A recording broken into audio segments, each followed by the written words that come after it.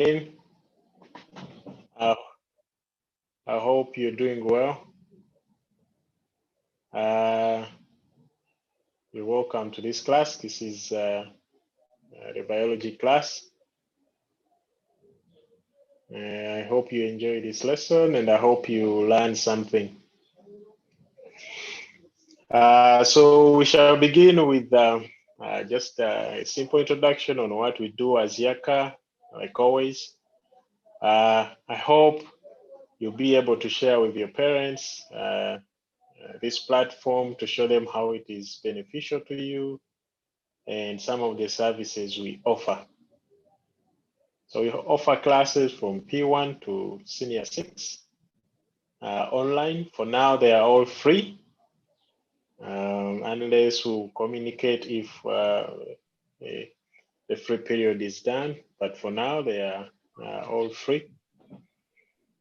And I'm sure they are beneficial to every individual who joins. So please tell your parents about these classes.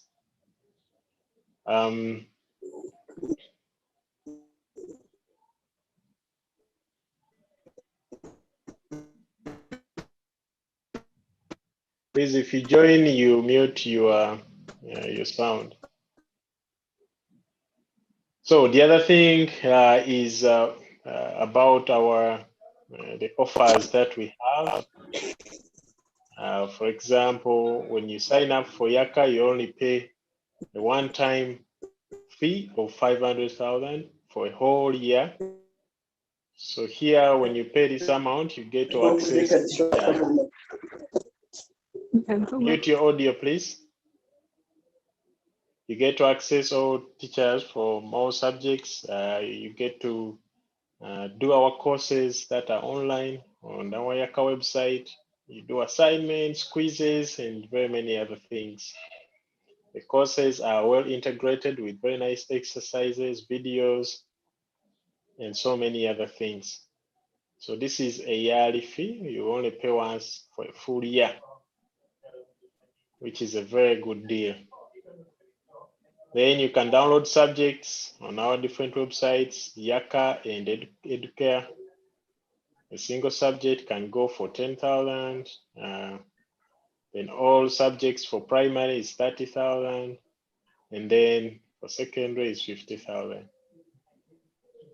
Here are our deals for educare, where you can download subjects, examination papers, and other things. You can always go through them and see what we are offering and then inform your parents. I'll send these notes to you. So make sure if you explain it to your parents, you can show them that these are what they are offering. All right, let's move on to what we will be looking at today.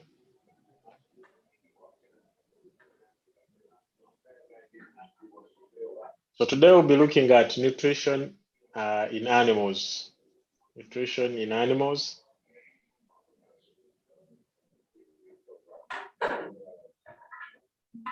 And here,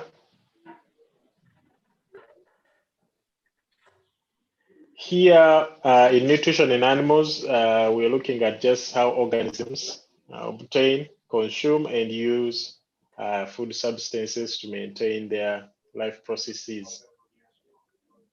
Metabolic processes are what occur when the organisms take in the food substances. And these food substances are what we call the nutrients. The nutrients in green plants include like water, mineral salts, carbon dioxide. In animals, they include carbohydrates, proteins, and lipids. We have very many other nutrients, as we shall see in the future, that organisms utilize.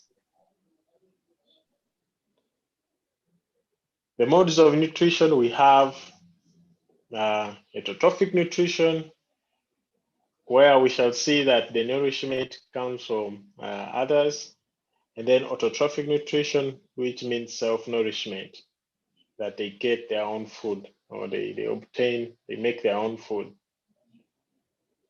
So those are the two modes of nutrition that we have.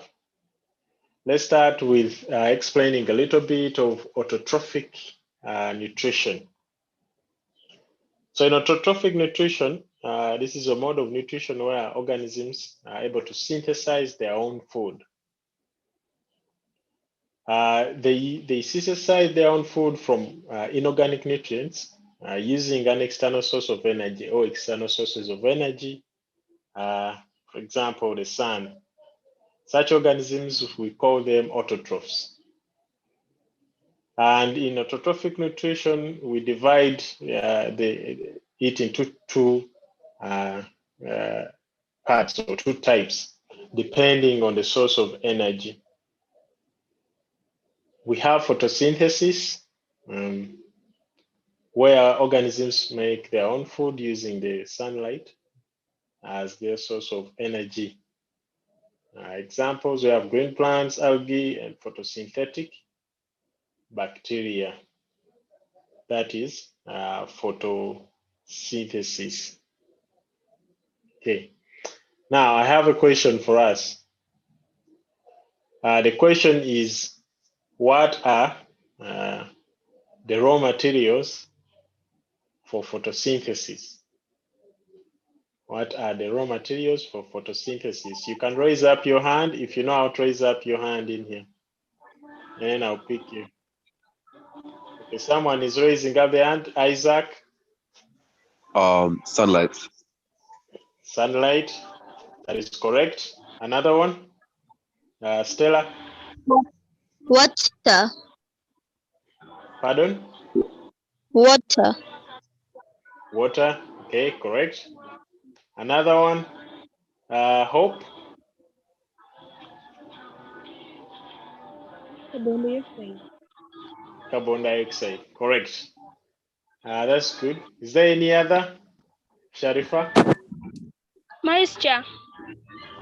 Okay, moisture. Someone mentioned water, which is great. So those are the raw materials that we need for photosynthesis to take place. Well done. Okay. So here is a diagrammatic representation of photosynthesis. Okay. We see our energy source right here as the sunlight, which is absorbed into the plant through the leaves. And then in here in the leaves, we have another raw material, which is carbon dioxide, like you mentioned. We also have water that is being collected from the ground through the roots. And these raw materials, the three raw materials right here, combine, okay, in the leaf. Different processes take place. Please, if you have just joined, mute your sound. Different processes take place to combine, and they form our sugars, which are the foods, okay, which are the foods. And then the waste material is always oxygen. Oxygen is the waste product of photosynthesis. I have another question for us here. Okay. The question is, what is the storage form of these sugars in plants? How are they stored? In what food substance are the sugars stored in plants? Who knows the answer? The storage form of sugars in plants. Raise up your hand if you know the answer.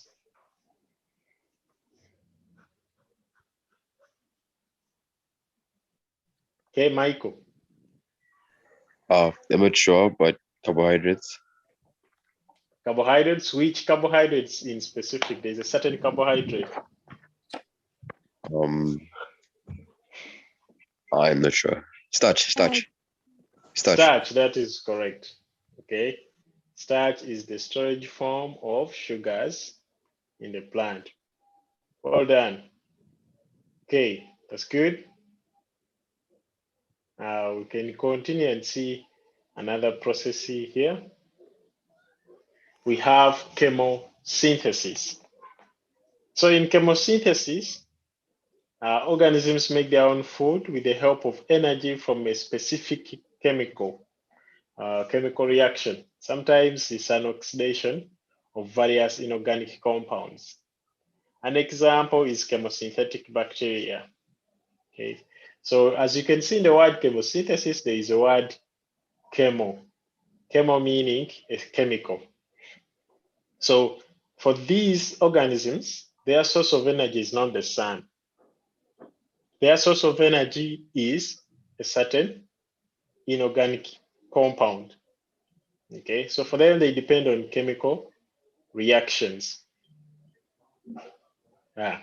Now, who knows a chemical that is a source of energy to this type of organism? This type of organisms. Which chemical do you know that this type of organisms utilize as a source of energy? Who can tell me? Which compound do these type of organisms utilize? Yes, Lenny.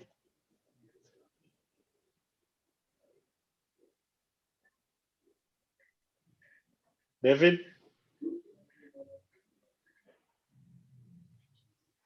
Lenny had raised your hand.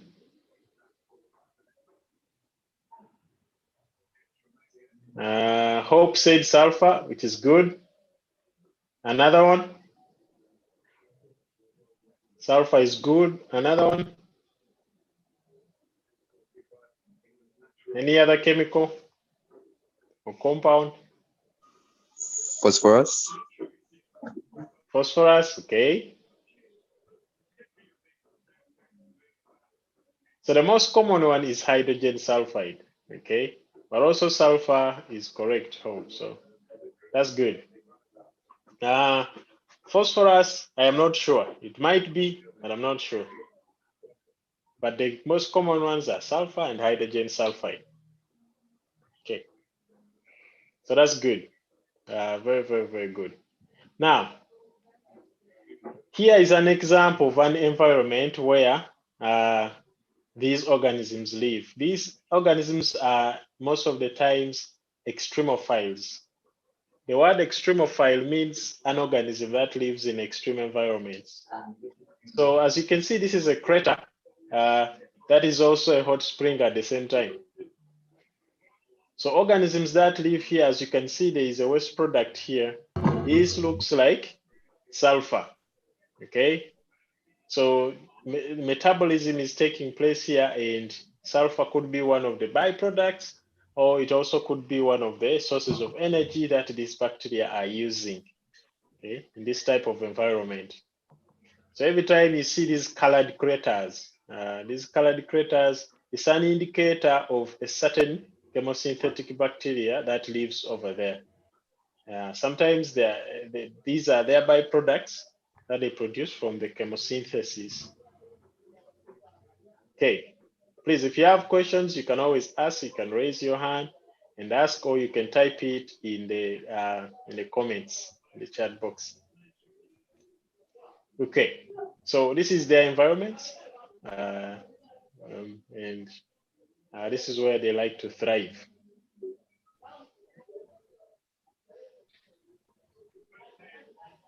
All right, can continue. Heterotrophic nutrition.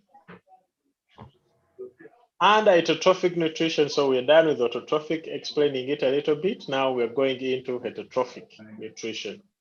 So here organisms obtain food by feeding on already manufactured organic compounds.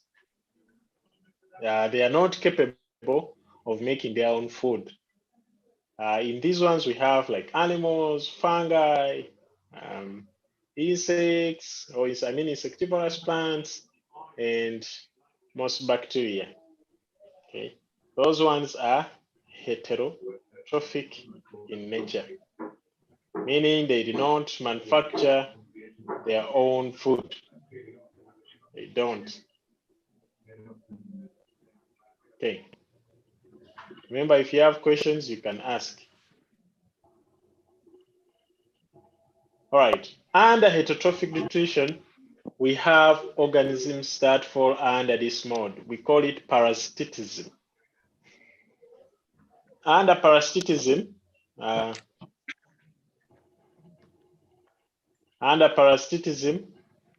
we have the association of two living organisms of different species in which one organism, the parasite, obtains food and shelter from the other organism, which is the host, which instead suffers injury and harm. So here, one organism is obtaining nutrients, and the other, which is the host, is getting harmed. This is what we call parasitism. Okay. Now, some of my students have always told me that this mode of nutrition also applies in human beings, especially human beings that are students who are in boarding schools. This is what my students tell me sometimes, that in the dormitory there are some organisms that act like parasites. For them, when they bring grub, they keep it in their suitcases. They never open their suitcases, but when others are eating grub, they're always there to ask them, please give me some. And then we have also the night crawlers. They crawl in the night into your suitcase, and then your grub is gone the next morning. So some students have told me that this mode of nutrition can also be found in boarding students. I don't know how true is that. But anyway, we can continue. Examples of these, we have a tapeworm in the gut of a man, in a cow, a bed bug, and a cow or a human being. All those can be parasitic relationships. And we've seen, especially the first one, we've seen it many, many times. I think every one of us has suffered from at least having a tapeworm in their gut. It's very, very common. That is a parasitic relationship. You get harmed, but the parasite, the tapeworm, obtains food and shelter, which is good for it and bad for us. Okay, very good. That is parasitism. If you have questions, you can ask.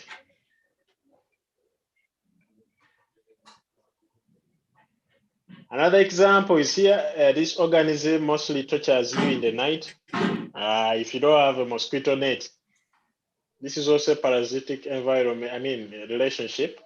The mosquito will bite you to obtain nutrients, to obtain that blood, which contains a lot of nutrients. In return, it will give you malaria, or sometimes, in rare cases, a viral disease like the Zika virus. And which other disease? Elephantiasis. Some other disease. Elephantiasis, very good.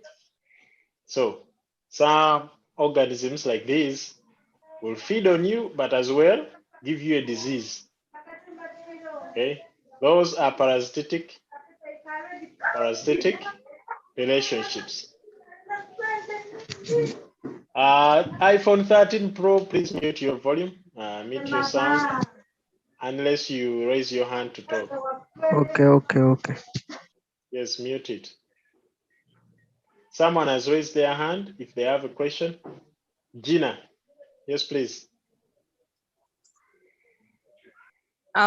I was asking about this Zika virus.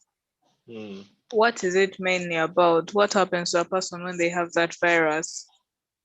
So mostly when you, for example, it affects mostly pregnant women. When you're pregnant and then this mosquito bites you, you get the virus into your body. The kid that you produce is always with deformities.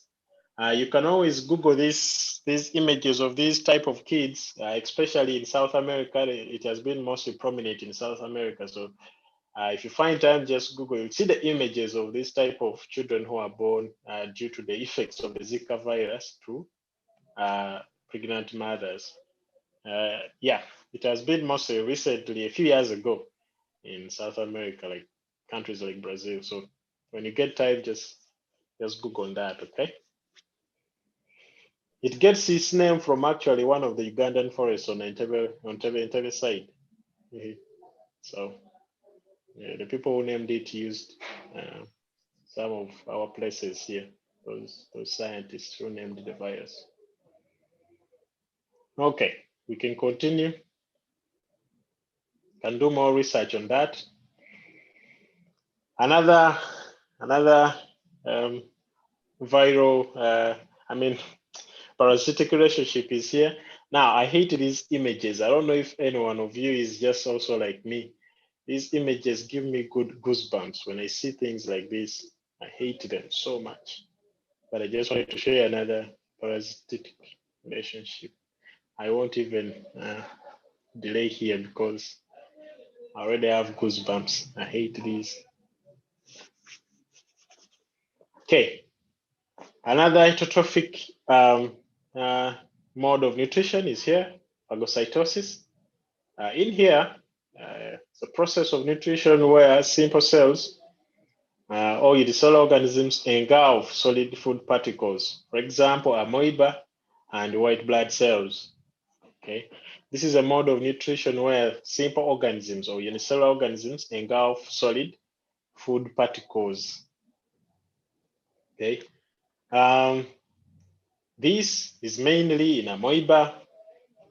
Also see it in other organisms like paramecium and others. In the human body, it's mostly in the white blood cells. This is how they fight diseases, especially white blood cells like B cells. They will come and engulf the bacteria that has attacked you or any other organism, and then destroy it. It's another way we see phagocytosis, but mainly it's a mode of nutrition for the amoeba. And here is an illustration of an amoeba feeding. This is how they feed. As you can see, we have the food particle here, okay?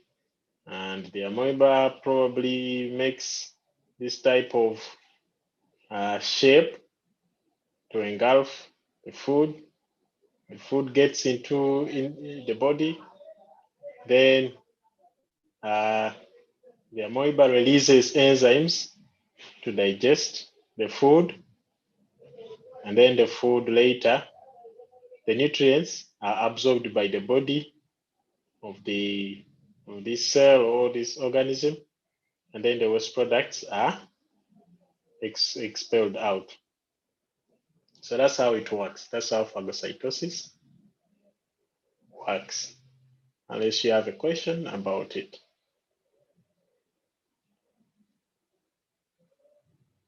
Okay, can continue. Another mode of heterotrophic nutrition is saprophytism or saprophytic nutrition. This is a mode of nutrition where an organism feeds on dead decaying matter, whereby it absorbs solutions from dead decaying matter. This includes mushrooms, muca, common bread mold, and very many others. Who can give me another example of an organism that carries out this type of nutrition, saprophytic nutrition, besides mushrooms, muca, and bread mold? Who can give me another example? Another example. There's a common one. When I was still in school, there was always a saying that Bola Tanaba. And that saying always introduced a certain organism on your body. And this organism also feeds by saprophytic nutrition. Who knows that organism?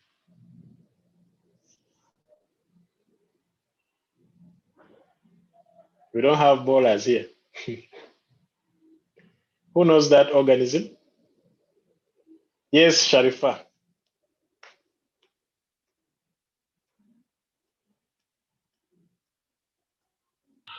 Sharifa? Ringworm. Ringworm, that is Ringworm. correct. Yes, ringworm, that is correct. That's another organism that feeds saprophytically, okay? It feeds saprophytically from your body, but it's also parasitic in nature because it harms you as it gets the nutrients. But the mode of nutrition it's using is saprophytism because it's feeding on your dead cells, okay? Your dead cells, it's what it's feeding on, which is dead decaying matter, okay? And in return, it's also affecting you. So that is its saprophytic way of eating or feeding. Okay, very good. That was a good example, Sharifan. We can continue.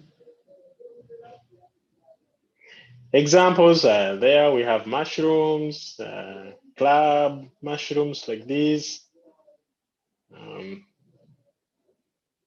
We have those ones, different types of mushrooms, and puffballs, and very many other examples. Mostly here we have organisms that fall under kingdom fungi. Those ones feed saprophytically. Okay, if you have no questions, please, if you have any, you can always ask. But if you don't have, we can go to the next one, which is symbiosis.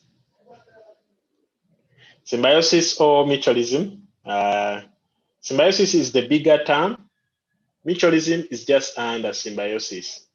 And under here, we see that there is a relationship between two organisms of different species, whereby both organisms benefit, okay? So in this type of relationship, both organisms are benefiting, okay? Both organisms are benefiting. But there is an exception. Only one organism benefits nutritionally. So both can be benefiting, but one benefits in a different way, not nutritionally. Only one benefits nutritionally. Okay? So this is what we call symbiosis or mutualism. Two organisms are in a relationship. Only one benefits nutritionally, another one benefits in another way. Okay? I'll give you an example for you to understand it better. And then if you don't, you can ask a question and I will answer it. So the example I have is right here. Who can tell me what type of relationship is taking place here? Not exactly what type, but to explain to me what exactly is happening in this picture. What is happening in this picture? Okay, we have two organisms and each is doing something to the other. Who can tell me what's happening, how one is benefiting and how the other is also benefiting? Who can explain to me this? Who wants to try? Please raise your hand. Some people are just quiet. Just raise your hand and try. There's no harm in trying. Just explain what you can see, what you think is happening. Okay, Bridget.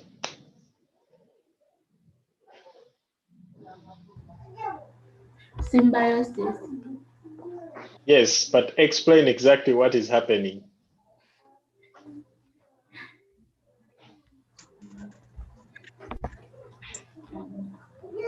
The bird is picking up food particles from the crocodile's mouth, and the crocodile is going to eat the bird after. Okay, that's good. That's good. Except in your explanation, they are both benefiting nutritionally. So there's something that has to change. Who wants to try? You got the first part, but the last part was a little bit not correct because the explanation both are benefiting nutritionally. You want to change your explanation a little bit?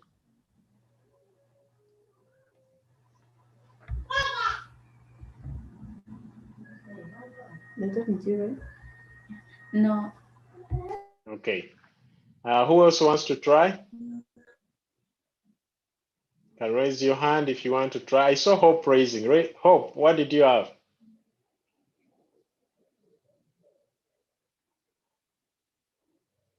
Hope, what do you think?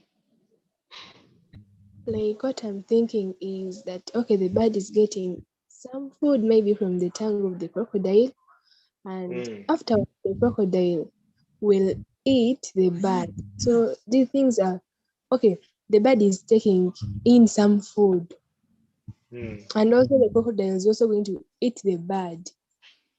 Okay, that's another good try. It's almost similar to that of Bridget. Any other person who would like to try? Michael, you should say something, because for you, we have been together for a long time. You tell me. Sorry, sir. I've just rejoined, but what was the question? What is taking place in this picture? This particular bird, the crocodile is basking, and the bird is picking out the remaining food or parasites that may be within the crocodile's teeth. 100% correct. Okay, that is very, very, very correct. Well done, Michael. For you guys, if you don't know Michael has been with us on Yaaka for a very long time. So I'm pretty sure he has gone through most of the courses we have on Yaaka, and that's why he can be able to explain these things that way. So well done, Michael. Yes, Michael is correct. Exactly, this is what is happening. The crocodile is basking in the sun. It doesn't care whether this bird comes or not. For it, what it's doing is basking, temperature regulation, okay? It is trying to absorb some heat or lose some heat, okay?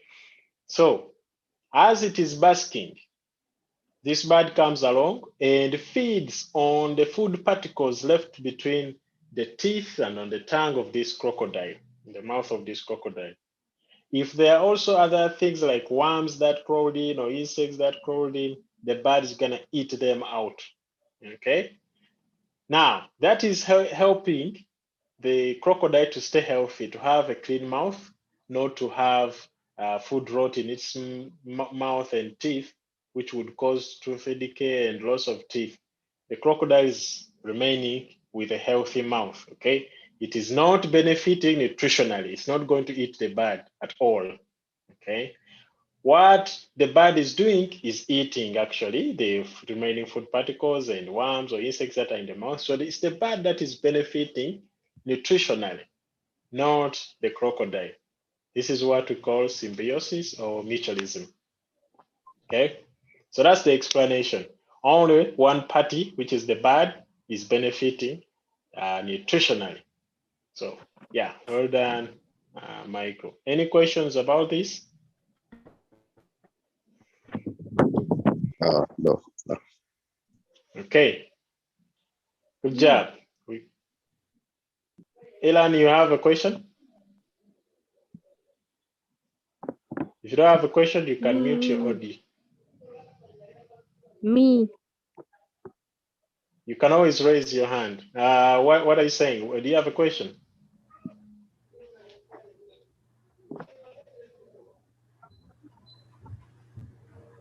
Okay, Bridget, you have a question? Yes. What's the difference between symbiosis and mutualism? Or are they Symbiosis and what? Mutualism. So like I said in the beginning, mutualism is under symbiosis. Okay, symbiosis is the bigger picture, is the bigger term. Please mute your audio. Symbiosis is the bigger term, okay? We use it to refer to very many relationships, okay? But mutualism is the specific one. So the example we have looked at is a good example of mutualism, which falls under symbiosis, okay? So that's the difference. Difference is not that big. One is just one and David, mute your volume. Yes, sir. Okay, like what's the scientific name of crocodile? Okay, but mute your volume because we were hearing the background noise. Okay. All right. So, like I was explaining to Bridget, mutualism is the bigger term, right? And I mean, symbiosis is the bigger term, and mutualism is under symbiosis. David, mute your volume, please. Okay, good. Well done. Symbiosis is the bigger term. It explains all those relationships. The other relationships that we shall look at in the future that go under symbiosis. An example we gave here is an example of mutualism, where one organism benefits nutritionally, another one benefits in another way, even though both are benefiting. Okay, so mutualism is a subset of symbiosis. That's the difference. Okay, let me ask the scientific name of a crocodile. Let me from here, you Google that. That's something very simple to explain. Just Google it. You learn the scientific name. Or you can wait when we're learning classification. Okay. All right. Awesome. Well done. All right, Bridget, that was a good question. If you have not understood it, you can always ask or can repeat my explanation because there was a lot of background noise. All right, we can continue. Here is another example of our mutualism. Who is going to explain to me this type of mutualism? Who can explain to me this type of mutualism? It's almost the same as the previous one. Almost the same. Observe and tell me how you can explain this example. What is taking place here? I want to see those who are raising up their hands. Paul, yes.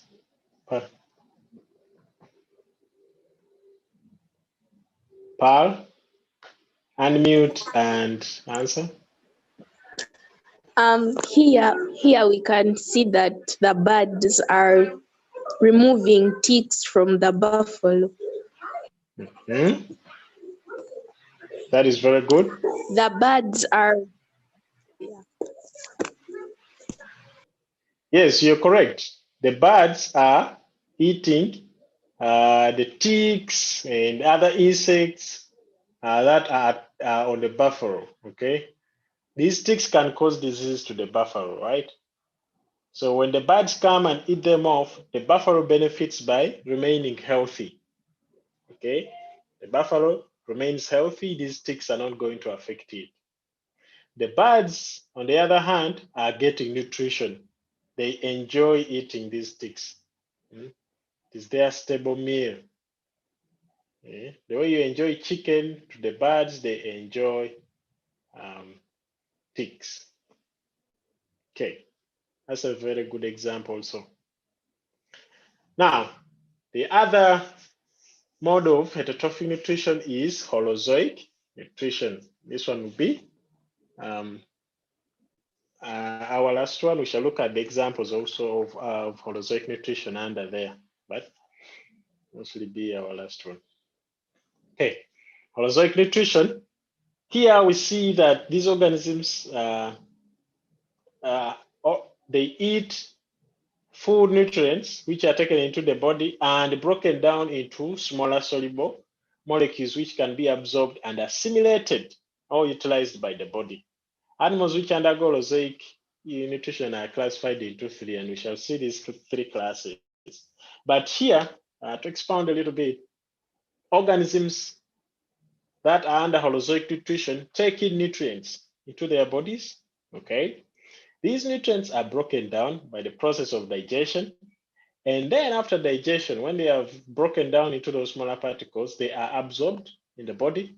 Then after absorption, they are assimilated or utilized by the body to make very many things, probably make proteins or build the body into muscles, or build the body by using of fats or many other things, okay? So that is Holozoic Nutrition. Under Holozoic Nutrition, we have herbivores. This is the first class under Holozoic Nutrition. These herbivores, they feed on vegetation. They feed on vegetation for them to survive. That's what they utilize for survival. There are so many examples of organisms that are herbivorous or herbivorous in nature. Okay. Here we have an example of this big guy. Who knows the name of this big guy? Have you seen this big guy before? Hippopotamus. Yes, this is a hippopotamus. Okay, Blair, you tell us the next one. The next question. Okay, the other class that we have under Holozoic Nutrition are these carnivores. So the carnivores feed on flesh. Okay, they feed on flesh. Now, Blair, I have a question for you because you raised the hand last time and someone already mentioned the answer. So the question I have for you is this, Blair. Give me an example of a bird that is carnivorous in nature. An example of a bird that is carnivorous in nature. An eagle. An eagle, very correct. Good job. So an eagle is carnivorous in nature. That is correct.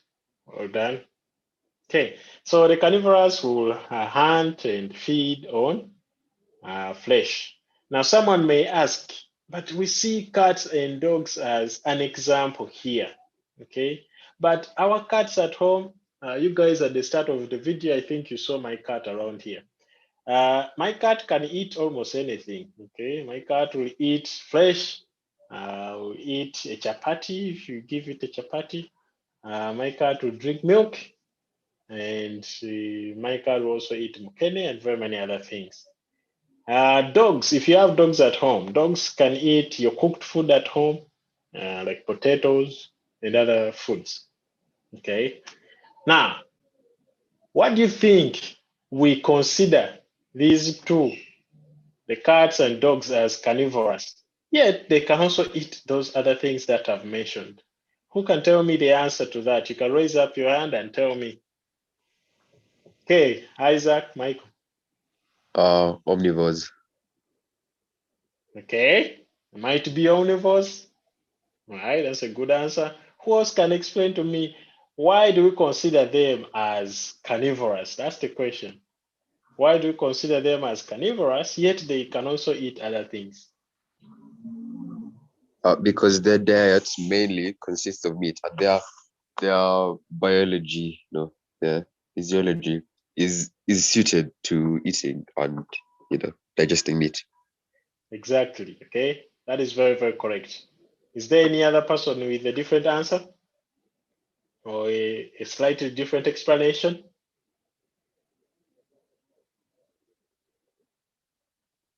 Okay, so yeah, when we are classifying these organisms, we look at how they are designed in nature. Okay, how they are designed in nature, how God meant them to feed as he was designing them. Okay, and this is how. If you released these two organisms, a cat or a dog, into the wild, where there is no human being to cook for them that food that they're eating here, I promise you they'll go back to their roots, which are being carnivorous. A cat will go and hunt to feed, and the dog will do the same, go hunt small animals and eat.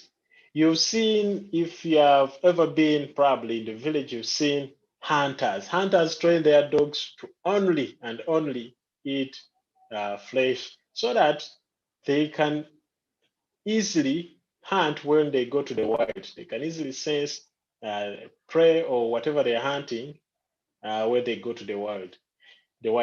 If they treat them with these nice treats of cooking for them nice food, what, they'll become dormant. You just try taking your dog to hunt, you'll see. to even run away from the bush, because you have domesticated it, you have taught it, conditioned it to only, eating the food that you've cooked or something like that. So once these organisms are in their nature, they are carnivorous, and that's why we classify them as carnivorous.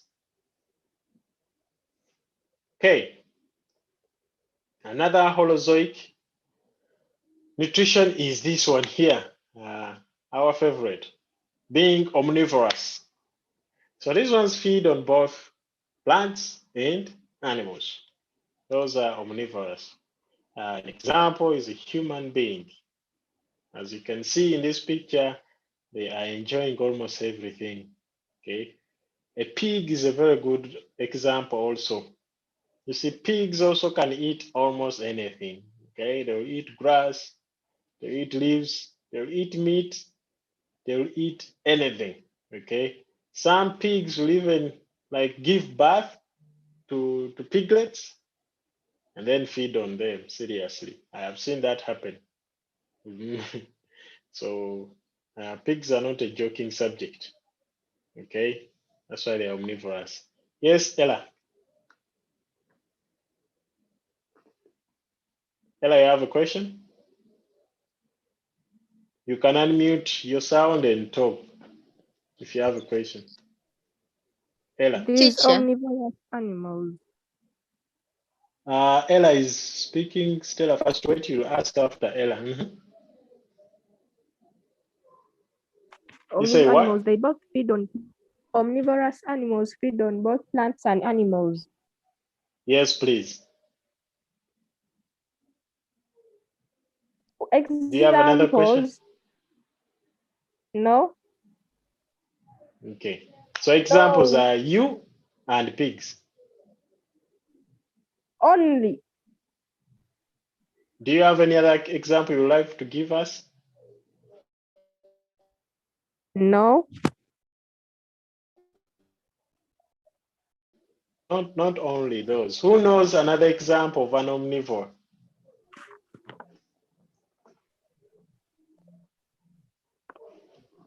Who knows another example of an omnivorous organism? Monkeys. Okay, certain monkeys can feed on meat and plants. Any other? Bridget?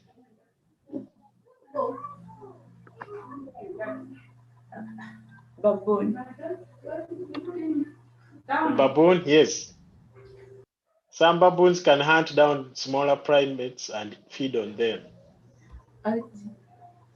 Primates, what about in general? Primates in general. Yeah, very good. Yeah. All right. There's so many examples we can give. Good job. Good job, everyone. Okay. So those are the omnivores. They feed on anything. They enjoy everything. So well done. This is the end of our lesson today. Someone is asking a question. Who was that asking a question? Someone mentioned my name. Was that Ella? No. Oh, okay. Whoever was asking, please, you can ask or you can text in the WhatsApp group if you're unable to speak right now. All right. I am sending, yes, I'm sending the exercise. Someone is putting, Hope put in the group that can you give us exercise? Yes, I'm saying, I was just gonna say that. So you picked it out of my mouth, that I'm sending an activity in the WhatsApp group for you to do, okay? So the moment we leave here, just tune in the WhatsApp group. I'm sending the exercise, which you can do in your books, okay? And then take pictures and submit in the group, all right? So well done for today. Thank you for your participation. Good job. I'm seeing another chat here, even question banks. I'll find questions for you, don't worry. But for now, I'll give you that exercise to do. Okay. I'm seeing here another chat. Oh, okay. I can do that. Also, Yaaka has banks on educare, and you can always download those questions and so many other resources that you can use. So it's a very good opportunity that you'll have with Yaaka and educare. If you subscribe, you can access so many of those resources. Okay, topical questions, examination papers. You can always download them once you are subscribed to Yaaka. I showed you at the beginning of the class our websites, the links to our websites where you can find these works. Okay, and these are very, very cheap. Let me show you what I showed you at the beginning, and you see what I mean.